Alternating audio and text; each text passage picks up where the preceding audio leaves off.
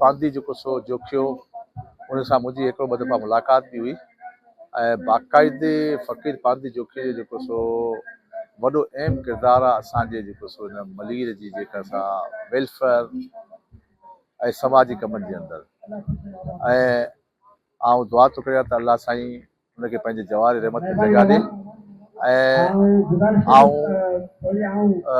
चवां थो त ही तमामु बहितरीनु क़दम खयो आहे अवामी प्रेस क्लब मलीर जो फ़क़ीर पांदी जोखियो जहिड़े माण्हू खे भेटा पेश कई आहे ऐं आउं कोन जेको सो फ़क़ीर पांदी जे जोखियो खे जेको ख़राज तहसीन पेश करियां थो जंहिं असांजे त मलीर ख़ुशूसन गडाब जे जेको सो आवाम लाइ करे काफ़ी समाजी ख़िदमतूं करणु चालू थियूं जंहिंमें इज्तिमाही शादी जी तकरीबात हुजूं ग़रीबनि जी मदद हूंदी मुख़्तलिफ़ ज़रियनि सां ज़कात सां या जेके बि नोटेबल पर्सन आहिनि उन्हनि खे वठी वञी करे मजमूई तौर ते जेको सो आउं सम्झां थो त अवामी प्रेस क्लब जेका सा ही तमामु वॾो क़दम खयो आहे ऐं अहिड़ा जेके से बाक़ाइदे जेके असांजा किरदार आहिनि उन्हनि खे भेटा पेश करणु घुरिजे जेके हिन जहान मां जेको सो गुज़ारे चुका आहिनि ऐं उमेद त